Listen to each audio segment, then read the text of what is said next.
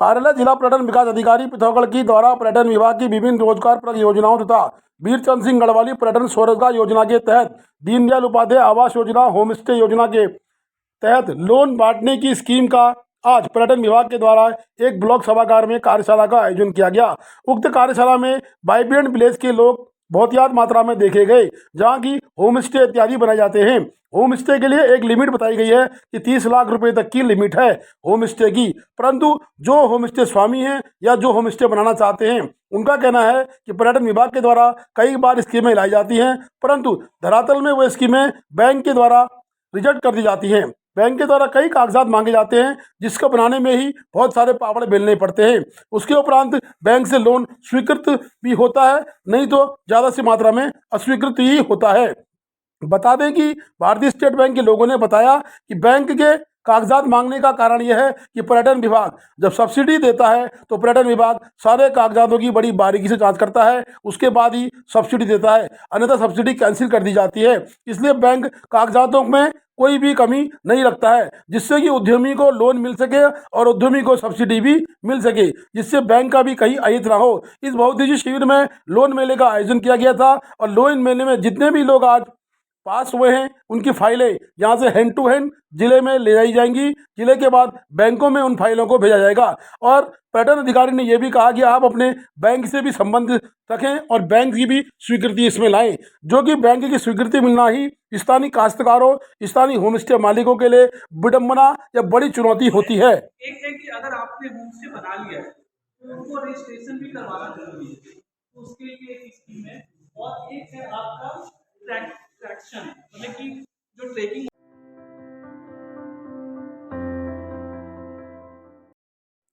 केंद्रीय विद्यालय एनएचपीसी धारचूला में कला और संस्कृति की बारीकियों के बारे में छात्रों को शिक्षित करने के लिए कलाकार सौरभ त्रिपाठी द्वारा एक भरतनाट्यम नृत्य कार्यशाला आयोजित की गई। इस कार्यशाला का संचालन रूट्स एंड रूट्स द्वारा किया गया, जो छात्रों को कला और संस्कृति से परिचित करने एवं हमारी विरासत का ध्वजवाहक बनाने की दिशा में एक सार्थक पहल है।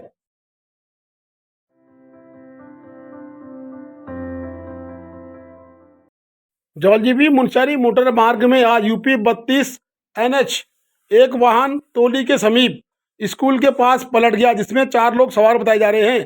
वो चारों लोगों को तत्काल पुलिस कंट्रोल रूम में सूचना करने के बाद आपदा राहत दल के द्वारा अस्पताल ले जाया गया। बता दें कि उक्त वाहन धारचूला से जौलजीबी होते हुए मुनस्यारी जा रहा था।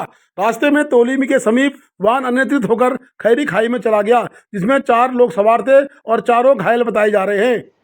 जौलजीबी से मुनस्यारी जाते टाइम एक गाड़ी का एक्सीडेंट हुआ है और ये एक्सीडेंट हुआ है तोली हाई स्कूल के सामने ही।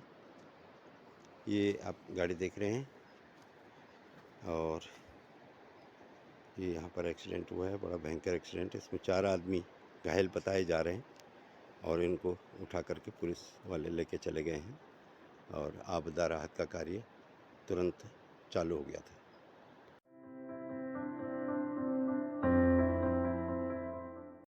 युवा नेता अखिल भारतीय विद्यार्थी परिषद के कई पदों में विराजमान संदीप बोरा के द्वारा आज जिलाधिकारी को एक ज्ञापन दिया गया। साथ ही उन्होंने मीडिया से बात करते हुए बताया कि जल जीवन मिशन के तहत जल संस्थान के द्वारा कालिका में बहुत बड़ा घोटाला किया जा रहा है।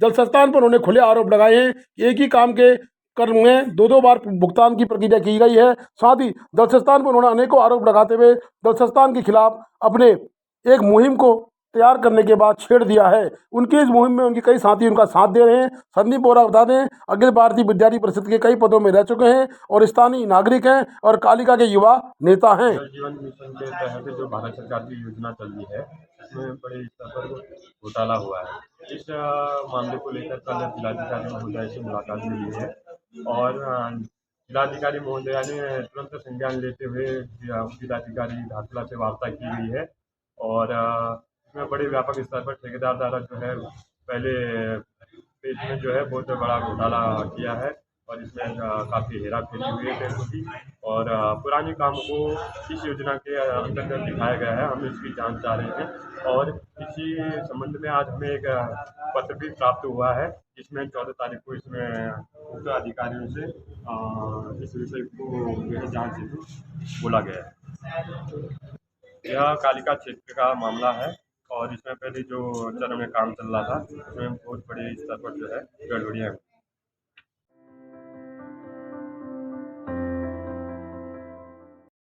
एशियन स्कूल पिथौरागढ़ में राष्ट्रीय एवं अंतर्राष्ट्रीय फिलेंथेरेपिस्ट श्री राज भट्ट, जो विश्व के सबसे प्रसिद्ध बैंकों में से एक Elara capital PLC London United Kingdom के सीईओ एवं चेयरमैन हैं, जिन्होंने भारत के अनेक सरकारी विद्यालयों के हित में कार्य कर 1000 से भी अधिक गरीब छात्रों को मुफ्त शिक्षा प्रदान कर उनके उज्जवल भविष्य पर प्रकाश डाला है। श्री राज भट्ट जी ने एशियन स्कूल के समस्त छात्र छात्राओं को काउंसलिंग प्रदान की तथा विद्यालय के सभी राष्ट्रीय एवं अंतर्राष्ट्रीय खिलाड़ियों को सम्मानित कर उनके उज्जवल भविष्य की कामना भी की। राज भट्ट जी ने एशियन ग्रुप ऑफ स्कूल की तरफ से अपने विद्यालय आने पर उन्हें सम्मान दिया, मोमेंटो भेंट किया व संस्थापक श्री श्री 1008 स्वामी बीरेंद्र महाराज जी द्वारा उनको आशीर्वाद और साधुवाद देकर विद्यालय के आने का मान बढ़ाने की बात कही गई। Please do like, share and subscribe DCL News.